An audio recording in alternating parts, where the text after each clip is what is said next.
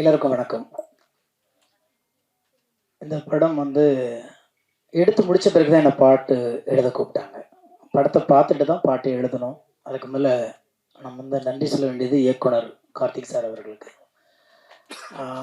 இசையமைப்பாளர் பாலசாரங்கன் அவங்க படம் பார்க்க சொல்லும்போது என்ன கேட்டாங்க, படம் எடுத்துட்டோம் சார், ஒரு வாட்டி பார்க்க முடியுமா? நாங்கள் அப்போ நான் சொன்னேன், யார் நடித்தது அப்படின்னா இவர் காளியங்கட்டன் அப்படின்னாங்க. அப்போ அவசியம் பார்க்கலாம். ஏன்னா காளியங்கட்டனுடைய எல்லா படங்களையும் அவர் இருந்தாவே அந்த படத்துக்கு ஒரு ஒரு ஈர்ப்பு இருக்கும். இது இந்த மேடைக்காக வேண்டி சொல்லலை. எந்த கதாபாத்திரம் கொடுத்தாலும் அதுவாக மாறக்கூடிய ஒரு சில கலைஞர்களில் மிக முக்கியமானவர் அவர் அப்படிங்கிறது நம்ம எல்லாத்துக்குமே தெரியும். நிறைய விஷயங்கள் அவரை நான் ஃபாலோ பண்ணிட்டு இருக்கேன். அப்படிங்கும்போது படம் பார்க்கும் பொழுது நான் போய் படம் பார்க்க போகும் பொழுது என்னன்னா, வேற யார் நடிச்சிருக்காங்கன்னா எல்லாமே அப்புறம் சொன்னாங்க, ரோஷினி எல்லாருமே சொல்லும்போது வியாபாரத்துக்கான ஒரு களம் வேணுமே, என்ன பண்ணுறது அப்படின்னு யோசிச்சுட்டு தான் அந்த படத்தை பார்க்க போனேன். ஆனால் இந்த படம் வேற யாரையுமே தேடலை. அங்கே போனதுக்கு பிறகு இந்த படத்துக்கு இது போதும் அப்படின்னு அந்த படம் ரொம்ப அழுத்தமாக அதில் சொல்லியிருந்தாங்க. படம் பார்த்துட்டு நான் ரொம்ப 2 நாள் அந்த யோசனையிலே இருந்தேன். அப்புறம் நிறைய நாங்கள் பேசும்போது சொன்னோம், இல்லை ஆரம்பிச்சிடலாம் அப்படின்னோம். அப்படி தான் ஆரம்பிச்சா அந்த பாட்டு எனக்கு வந்தது. ரொம்ப நாள் கழித்து ஒரு படத்தில் மனசுக்கு பிடிச்ச மாதிரி சில பாடல்கள் எழுதுவதற்கான களம் இதில் அமைஞ்சிச்சு. இப்போ நீங்கள் கேட்டது ஒரு கமர்ஷியல் சாங்காக இருந்தாலும் அதுவும் இந்த கதைக்கு ரொம்ப தேவையான ஒரு பாட்டு தான் வடிவேல் சார் பாடினது. அதுக்கப்புறம் இப்போ கேட்டிருப்பீங்க தந்தைக்கு மகளுக்கும் உள்ள பாட்டு.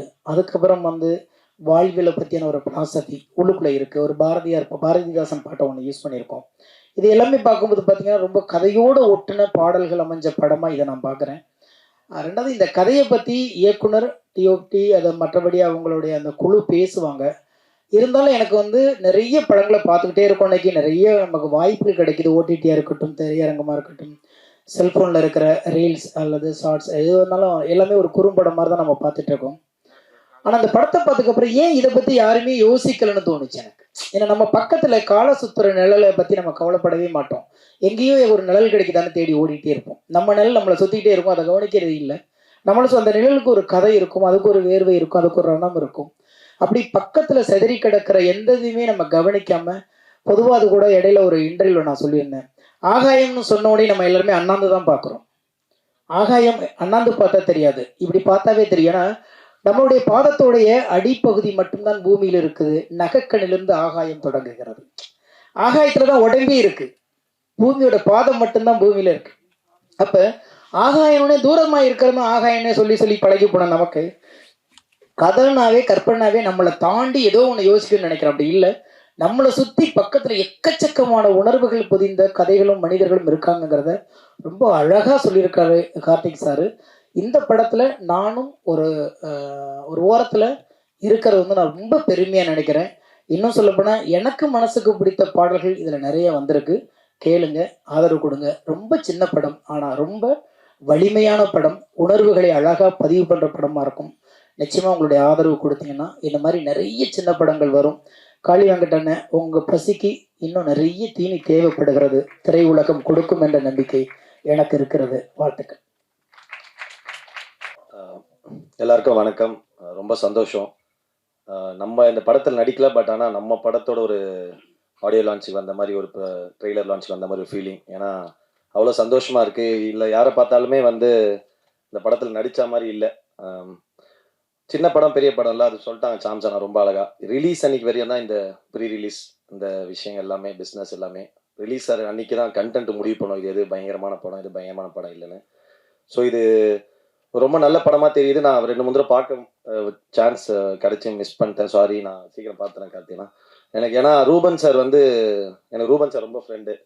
ஸோ நல்ல படம்ன்றது ரிலீஸுக்கு முன்னாடி எப்படியாவது ஒரு விதத்தில் இண்டஸ்ட்ரிக்குள்ளே எங்கேயாவது ஒரு டாக் வந்துடும், இந்த மாதிரி ஒரு படம் மேக்கிங்கில் இருக்குங்க, நல்லாயிருக்கும், சூப்பராக இருக்குது, இன்ட்ரெஸ்டிங்காக இருக்குன்னு. அப்படி தான் நான் மெட்ராஸ் மேட்னி பற்றி கேள்விப்பட்டேன். ஸோ அப்போலேருந்து ரூபன் சார் சொல்லிட்டே இருப்பார் இதை பற்றி. ஸோ வாழ்த்துக்கள். பிரபு சார் ஆல்வேஸ், நான் 2 நாள் முன்னாடி கூட பிரபு சாரை மீட் பண்ணும்போது ரொம்ப சிம்பிளாக ஒரு இடத்துல நின்று தான் சொன்னேன். அவன் கூட ஒரு ஃப்ரெண்டு ஒருத்தர் இருந்தாங்க, அவர் யாருன்னே காமன் ஃப்ரெண்டு தெரியல, அதான் சொன்னேன், எங்கே இவர் எவ்வளோ பேர் உருவாக்கினவர் தெரியுமா, இங்கே நிறைய பெரிய படங்கள் பண்ணவர், நிறைய பெரிய பெரிய படங்களை, சின்ன சின்ன படங்களை சப்போர்ட் பண்ணி பெரிய படங்களை ப்ரொடக்ஷன் பண்ணணும்னு சொன்னேன். So thank you sir. இந்த மாதிரி ஒரு படத்தை சப்போர்ட் பண்ணுறது ரொம்ப சூப்பரான விஷயம். ஏன்னா இன்னைக்கு படம் எழுத ஆரம்பிக்கும் போதே இந்த படம் யார் வாங்குவா, எங்கே பிஸ்னஸ் ஆகும் அப்படின்னு தான் ஃபஸ்ட்டு யோசிக்கிறாங்களே. இந்த கதைக்கு யார் தேவை, யார் நடிக்கணுன்றதை மீறி இதெல்லாம் தான் ஃபஸ்ட் ஆஸ்பெக்டாக வருது. அப்படி இருக்கும்போது கதைக்கு ரொம்ப தேவையான, ஏன்னா ஒரு கதைக்கு வந்து முகங்கள், கதாபாத்திரங்கள் ரொம்ப முக்கியம். அதுக்கேற்ற மாதிரி அந்த கதைக்கு என்ன டிமாண்ட் பண்ணுதோ அதை வச்சுக்கிட்டு, ஓகே நான் நல்ல என் கதையை நம்புகிறேன், என்னோட கிரியேஷனை நான் நம்புகிறேன் அப்படின்னு சொல்லிட்டு அதுக்காக தயாரிக்க வந்த ப்ரொடக்ஷன் ஹவுஸுக்கு தான் நம்ம ஃபஸ்ட்டு பெரிய வாழ்த்துக்கள் சொன்னோம். ஏன்னா அந்த மாதிரி, ஏன்னா இனி எல்லாருமே ஃபஸ்ட்டு டே வந்து எல்லாரும் எவ்வளோ பெரிய டேரக்டர், எவ்வளோ பெரிய ஆக்டர் ஆனாலுமே எல்லாருக்குமே ஃபஸ்ட்டு படம்னு ஒன்று வந்திருக்கும், ஃபஸ்ட்டு வாய்ப்புன்னு ஒன்று வந்திருக்கும். அப்படி இருந்தவங்க எல்லாரும் பெரிய ஆளாக இருப்பாங்க. அப்படி இருக்கும்போது இன்னைக்கு இங்கே இருக்கவங்க எல்லாருக்கும் அது ஃபஸ்ட்டாக, சாரி இந்த டேரக்டர் எனக்கு மட்டும், அப்புறம் சில பேருக்கு ஃபஸ்ட்டாக இருக்கலாம், மற்றபடி எல்லாருமே experience. So the movie will decide. அப்புறம் காளியண்ணா உன்னை பற்றி பேசினால, சரி நான் கண்டிப்பாக வந்தேன். காளியண்ணா வந்து எங்கள் கலைத்துறை தந்தை. என்னடா ரமேஷ் அப்படிதானே, நம்ம பெரியப்பா, எங்கள் பெரியப்பா மாதிரி அவர். அதாவது எங்களுக்கு ஷூட்டிங்கை விட அவர் என்டர்டெயின்மெண்ட் வந்து ஆஃப்டர் ஷூட்டிங் தான். 6 மணிக்கு மேலே பாடுவார், ஆடுவார், மெமிக்ரி பண்ணுவார், அரன் ஏதோ சொல்லுவார், நிறைய பேசுவார், அதாவது ஜபம் பண்ணுவார். அதாவது நீங்கள் ஒரு யாரா வேணா இருக்கலாம், எந்த எந்த மனிதனா இருக்கலாம். அதே மாதிரி நிறைய கதைகள் சொல்லுவார். அவர் ஊரில் வந்து ஒரு வளையல் தாத்தான்னு ஒரு கதை சொல்லியிருக்காரு எனக்கு. நான் அதை படமாக பண்ணுனான்னு சொல்லியிருக்கேன். அவ்வளோ பியூட்டிஃபுல்லான அவருக்குள்ள ஒரு பெரிய லைஃப் இருக்குது. பட் இவ்வளோ சின்ன 60 வயசுல இவ்வளோ ஞானன்றது வந்து ரொம்ப பெரிய விஷயம். சூப்பர்னா, அது கொஞ்சம் எக்ஸ்பீரியன்ஸில் வருதுன்னு நினைக்கிறேன். ரொம்ப காளியண்ணா நடித்தாலும் இப்போ இந்த படம் ட்ரெய்லர் நம்ம பார்க்கும்போது வந்து ஏதோ இந்த ஒரு படத்தை நம்ம பார்க்குற ஒரு நம்ம இன்னும் படம் ஃபுல்லாக பார்க்கல, பட் ஸ்டில் நம்ம பார்க்கும்போது ஒரு சின்ன ஃபீல் வரும்ல. அப்படி இருக்கும்போது இது வந்து ஏதோ நம்ம அந்த அந்த ஏரியாவில் இருக்க மாதிரி ஒரு ஃபீல் இருக்குது. ஏன்னா அதுக்கு எனக்கு தெரிஞ்ச ஐ திங்க் த கேரக்டர்ஸ், அந்த முகங்கள் வந்து ரொம்ப அவ்வளோ பியூட்டிஃபுல்லாக செலக்ட் பண்ணியிருக்காங்க எல்லாருமே. சாம்சன்னாலாம் சொல்ல வேணாம், எல்லாருமே ரொம்ப பியூட்டிஃபுல்லாக நடிச்சிருக்காங்க. அப்புறம் காளிதாஸ் மேம், எங்கள் மம்மி, நட்சத்திரம் நகர் இதில் நடித்தோம். சூப்பர் எல்லாருமே. ரோஷினி, தேகன பாட்டு சூப்பராக இருந்தது. கேசியை நானும் ஆல்ரெடி ஒரு சாங் ஒர்க் பண்ணியிருக்கோம். Congrats to cameraman. அது ஒரு பியூட்டிஃபுல்லாக ஒரு வார்த்தை சொன்னார். இந்த மாதிரி சினிமாக்காக ஒரு ஷார்ட் வச்சு ஆக்டர் நடின்னு சொல்லலாம் இல்லாமல் நான் நடிக்கிறத வச்சு அவர் பிடிக்கிறது வந்து ரொம்ப சூப்பரான ஒரு விஷயம். அது வந்து ஒரு பயங்கரமான ஒரு ஆக்டருக்கு ஒரு ஃபீல் இருக்கும். ஏன்னா அது சொன்ன மாதிரி சினிமா வந்து ஒரு பியூர்லி டைரக்டர்ஸ் மீடியம். ஏன்னா நம்ம பயங்கரமாக உழுந்து நடிச்சா கூட டக்குன்னு ஒரு நாய்க்குட்டி க்ளோஸ்அப் வச்சுட்டு போயிடலாம், அது பிரச்சனை கிடையாது. ஸோ அந்த மாதிரி இருக்கும்போது அது பியூட்டிஃபுல்லாக கேப்சர் பண்ணுறது ஒரு கேமராமேனோட பெரிய ஒர்க். வாழ்த்துக்கள் ப்ரோ, சூப்பர் எல்லாருக்குமே. கார்த்திக் அண்ணா ப்ரொடியூசர். இந்த மாதிரி கண்டிப்பாக நிறைய படங்கள் பண்ணுங்க, நியூ கமர்ஸ்க்கு கொடுங்க. எல்லாரும் நிறைய நல்ல கதைகள் வரணும், நல்ல படங்கள் வரணும். வாழ்த்துக்கள். Thank you so much. யாரையா மிஸ் பண்ணியிருந்தா very sorry. And Shelley ma'am, உங்கள் ஒர்க் ரொம்ப பிடிக்கும், super. Congrats to all, super. Like அந்த படத்தை கண்டிப்பாக எல்லாரும் சப்போர்ட் பண்ணலாம், பெரிய ஹிட் ஆகலாம். Love you all, thank you.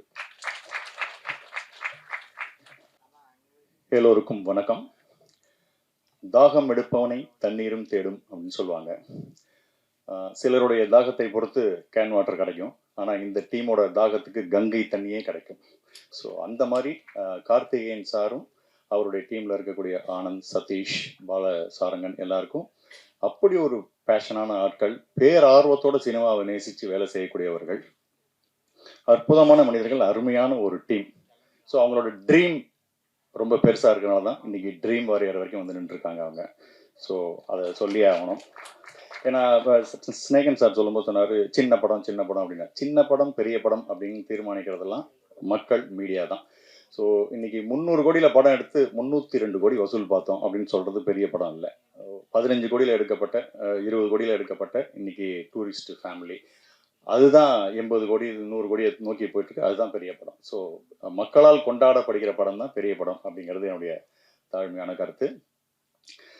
சில நேரம் ஒரு நடிகனுக்கு ஒரு நல்ல படம், நல்ல ரோல், நல்ல குழு, நல்ல ஒரு மேக்கிங்கோட, நல்ல பேமெண்ட்டோட அப்படின்ற ஒரு அத்தனை அம்சமும் கிடைக்கிற மாதிரியான ஒரு விஷயம் சில நேரத்தில் தான் கிடைக்கும். அந்த விதத்தில் எனக்கு இந்த படம் அப்படி ஒரு படம் நான் சொல்லுவேன்.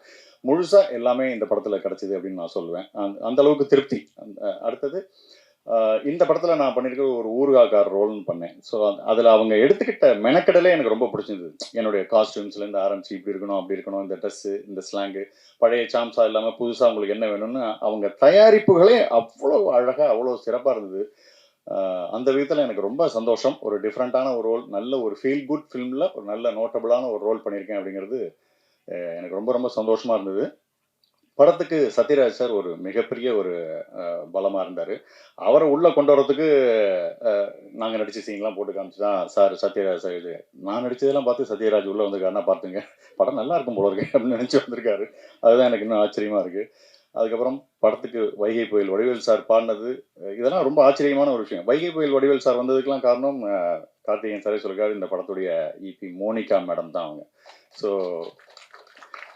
அவங்கள பார்த்துட்டு ஒரு விஷயம் இருக்கு. ஒரு விஷயம் நீங்க வேணும்னு ஆசைப்பட்டீங்கன்னா கேட்டுரு, அவ்வளவுதான். கேட்டுட்டா உங்களுக்கு கேட்கறவனுக்கு 2 விஷயம் இருக்கு, கிடைக்கும் கிடைக்கலன்னு. கேட்காதவனுக்கு இல்லை அப்படிங்கிற பதில் மட்டும்தான் இருக்கு. அந்த விதத்துல மோனிகா கேட்டுருவோம். வடிவேல் சார்ட்ட பாடுறாரு, அவர் விருப்பம் அப்படின்னாங்க, பாட்டாரு கேட்டாரு. இன்னைக்கு ஜம்முன்னு இன்னைக்கு ஒரு ப்ரமோஷன்ஸுக்கு அப்படி ஒரு ஹெல்ப்ஃபுல்லா இருக்கக்கூடிய ஒரு விஷயம் நடந்திருக்கு.